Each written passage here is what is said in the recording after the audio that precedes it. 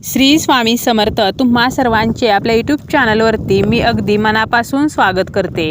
तुमच्या मनातील सर्व चांगल्या इच्छा स्वामी महाराज पूर्ण करोत हीच स्वामींच्या चरणी प्रार्थना करते आणि आजच्या व्हिडिओला सुरुवात करते। रविवारी 20 ऑक्टोबरला आहे संकष्टी चतुर्थी आणि या दिवशी आपल्याला घरी एका झाडाचं पान घेऊन यायचं आहे। आपले दारिद्र्य नष्ट व्हावे, त्याचप्रमाणे आपल्या ज्या काही कठीणातील कठीण इच्छा आहेत तर त्या पूर्ण होण्यासाठी आपल्याला हा उपाय करायचा आहे। तर हा उपाय आपण कसा करावा हेच आपण आजच्या या व्हिडिओमध्ये पाहणार आहोत। या दिवशी सकाळी लवकर ब्रह्ममुहूर्तावरती उठावे, आपले स्नान वगैरे करावे आणि त्यानंतर आपल्याला गणपती बाप्पांची विधिवत पूजा करायची आहे। गणपती बाप्पांना पंचामृताने अभिषेक करायचा आहे। तुमच्याकडे मूर्ती नसेल तर गणपती बाप्पांचा जो फोटो आहे तर तो स्वच्छ पुसून त्याची पूजा करायची आहे। त्या फोटोला तुम्हाला हार सुद्धा घालायचा आहे। तुम्ही दुर्वांचा हार घालू शकता, जास्वंदीच्या फुलांचा सुद्धा हार घालू शकता। बाप्पांची आरती करायची आहे, नैवेद्य दाखवायचा आहे आणि तुम्हाला एक अतिशय प्रभावी असा उपाय सुद्धा करायचा आहे। घरामध्ये एक पान जे आहे तर ते घेऊन यायचं आहे। आपल्या काही इच्छा ज्या आहेत तर त्या पूर्ण होत नसतील, मुलांच्या प्रगतीमध्ये बाधा येत असेल, मनासारखी नोकरी मिळत नाही, नोकरी आहे परंतु त्यामध्ये प्रमोशन मिळत नसेल, किंवा तुमची मुले जी आहेत तर ती सतत किरकिर करतात, तरी सुद्धा तुम्ही हा उपाय करू शकता। लग्न झालेले, लग्न न झालेले सुद्धा हा उपाय करू शकतात। स्त्री पुरुष म्हणजे प्रत्येक व्यक्ती हा उपाय करू शकते, असं काही नाही की याच व्यक्तींनी हा उपाय करायचा। आता काय करायचं आहे, हा जो उपाय आहे तर तो तुम्हाला दिवसभरामध्ये तुमच्या सोयीने करायचा आहे। अगदी वृद्ध व्यक्ती जरी असेल किंवा एखादं शाळेमध्ये जाणारं मूल असेल तर ते सुद्धा हा जो उपाय आहे तर तो नक्कीच करू शकतात। आणि या उपायासाठी आपल्याला एक पान जे आहे तर ते घरी आणायचं आहे। हे पान म्हणजे आपल्याला जास्वंदीचं पान घरी घेऊन यायचं आहे। आता हे पान आणताना आपल्याला काय करायचं आहे तर लाल जास्वंदीचेच पान आणायचे आहे। लाल रंगाचे जास्वंदीचे फूल जे आहे तर ते बाप्पांना खूप प्रिय आहे, त्यामुळे आपल्याला लालच जास्वंदीचे पान आणायचे आहे। पिवळ्या पांढऱ्या जास्वंदीचं पान या उपायासाठी आपल्याला घ्यायचं नाही, कारण आपल्याला हवे तसे जर रिझल्ट हवे असतील, तुमच्या इच्छा पूर्ण व्हाव्यात असे तुम्हाला वाटत असेल तर लालच जास्वंदीचं पान आणायचं आहे। या पानासोबत आपल्याला एक त्या पानाचा देठ सुद्धा आणायचा आहे।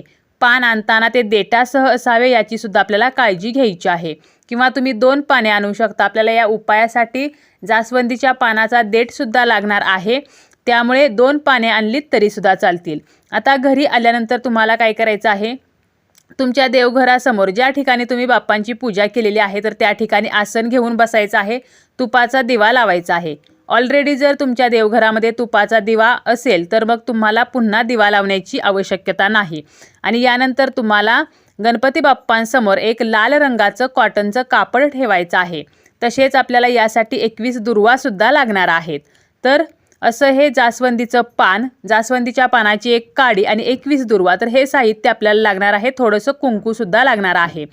त्यानंतर तुम्ही जेव्हा बाप्पांसमोर बसणार आहात, स्वतःला आसन घेऊन बसा, स्वतःला हळदी कुंकू लावा आणि तुम्हाला काय करायचं आहे, एक तामण घ्यायचं आहे। त्या तामणामध्ये हे पान ठेवायचं आहे आणि आपल्याला हे पान स्वच्छ पाण्याने धुवून घ्यायचं आहे। तुमच्याकडे गंगाजल असेल तर या पाण्यामध्ये थोडंसं गंगाजल टाकायचं आहे। यानंतर आपल्याला काय करायचं आहे, हे पान एका स्वच्छ कपड्याने कोरडं करून घ्यायचं आहे आणि थोडंसं कुंकू घ्यायचं आहे। हे कुंकू ओलं करून घ्यायचं आहे आणि आपल्याला या जास्वंदीच्या पानाची आपण जी काडी आणलेली आहे तर त्या काडीचा वापर करून आपली जी काही इच्छा आहे तर ती या पानावरती एका शब्दामध्ये लिहायची आहे। बघा, जास्वंदीची काडी घ्या किंवा तुम्ही दुर्वाची काडी जरी घेतली तरी सुद्धा चालेल, परंतु इच्छा लिहिताना इच्छा खूप मोठी लिहायची नाही, 1 ते 2 शब्दामध्ये इच्छा लिहायची आहे। मग तुमची इच्छा काहीही असू शकते, जसं की घरात पैसा येत नाही तर तुम्हाला या पानावरती लिहायचं आहे धन किंवा पैसा किंवा आर्थिक स्थैर्य। तुम्हाला जर नोकरी हवी असेल तर नोकरी लिहा। मनासारखे जर मार्क्स मिळत नसतील, एखादा विद्यार्थी हा उपाय करतोय आणि मनासारखे मार्क्स मिळत नाहीत तर शैक्षणिक प्रगती असं लिहा। नोकरीमध्ये प्रमोशन हवं असेल तर प्रमोशन लिहा, किंवा तुम्हाला जर आरोग्याच्या काही समस्या असतील तर आरोग्य असं लिहा।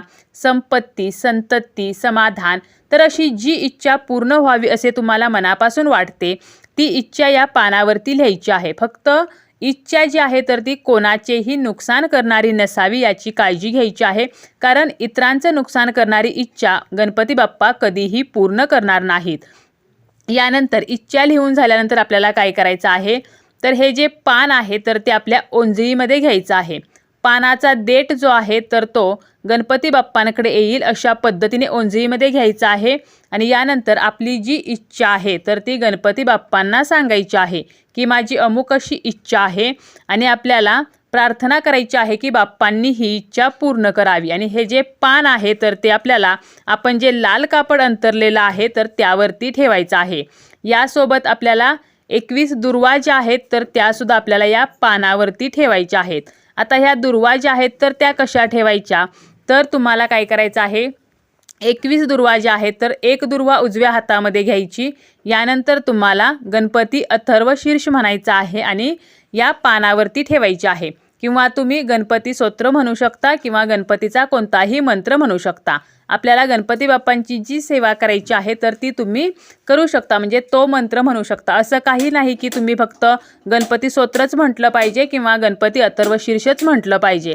तुम्हाला जे जमेल तर ते म्हणा आणि ही दुर्वा त्या पानावरती ठेवा। तर असं आपल्याला 21 दुर्वा एक एक करत, एक वेळेला एक दुर्वा घ्यायची, गणपती अथर्व शीर्ष म्हणायचं ठेवायची, दुसरी दुर्वा घ्यायची, गणपती अथर्व शीर्ष म्हणायचं ठेवायची।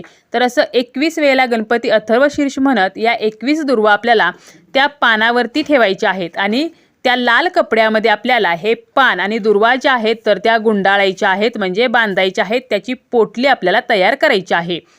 आणि यानंतर काय करायचं आहे, तर आपल्याला जवळच्या गणेश मंदिरामध्ये जायचं आहे। जवळच्या गणेश मंदिरामध्ये गेल्यानंतर ही जी पोटली आहे तर ती सोबत न्यायची आहे। तेथे गणपती बाप्पांच्या चरणाजवळ ही पोटली 2 मिनिटं आपल्याला ठेवायची आहे आणि तुमची जी इच्छा आहे तर ती बोलायची आहे। त्यासोबत तुम्हाला गणपती बाप्पांसाठी नैवेद्यासाठी तुम्ही मोदक न्या, बुंदीचे लाडू न्या, गुळ खोबरे न्या, तसेच गणपती बाप्पांना मंदिरामध्ये अर्पण करण्यासाठी दुर्वा न्या, दुर्वांचा हार बनवा, जास्वंदीचं फूल न्या, अक्षता न्या। तर हे सुद्धा बाप्पांना अर्पण करायचं आहे आणि ही पोटली 2 मिनिटं फक्त चरणाजवळ बाप्पांच्या ठेवायची आहे। आणि जर तुम्हाला गणपती बाप्पांच्या चरणाजवळ जाता आलं नाही, एखाद्या मंदिरामध्ये बाप्पांच्या चरणाजवळ जाऊ देत नाही, तर असं असेल तर तुम्हाला काय करायचं आहे, ज्या ठिकाणी तुम्हाला पॉसिबल होईल तिथे गणपती बाप्पांसमोर ही पोटली 2 मिनिटं ठेवायची आहे। आपली जी काही मनोकामना आहे तर ती बोलायची आहे, बाप्पांना प्रार्थना करायची आहे आणि यानंतर आपल्याला ही पोटली घेऊन घरी यायचं आहे। घरी आल्यानंतर आपल्याला काय करायचं आहे, ही जी पोटली आहे तर ती आपल्याला तिजोरीमध्ये ठेवायची आहे किंवा ज्या ठिकाणी तुम्ही पैसे ठेवता त्या ठिकाणी ठेवा। तुमची एखादी इच्छा जर मुलांसाठी असेल तर मग मुलांच्या अभ्यासाच्या खोलीमध्ये ही जी पोटली आहे तर ती ठेवायची आहे। आणि एखाद्या विद्यार्थ्याने हा उपाय केला तर मग त्याने त्याचा अभ्यासाचं जे टेबल असेल तर त्या ठिकाणी ही पोटली एका बाजूला ठेवायची आहे आणि प्रत्येक संकष्टीला हा उपाय करायचा आहे। पुढच्या संकष्टीला काय करायचं, तर या कपड्यामधील पान आणि दुर्वा झाडाखाली मातीमध्ये विसर्जित करायचे आणि याच कापडाचा वापर करून नवीन पान आणि नवीन दुर्वा घ्यायचे आणि हा उपाय पुन्हा करायचा आहे। तुम्ही हा उपाय 4 ते 5 जर संकष्टी चतुर्थीला केला तर नक्कीच तुमच्या ज्या काही इच्छा आहेत, ज्या काही मनोकामना आहेत तर त्या बाप्पा नक्कीच पूर्ण करत असतात।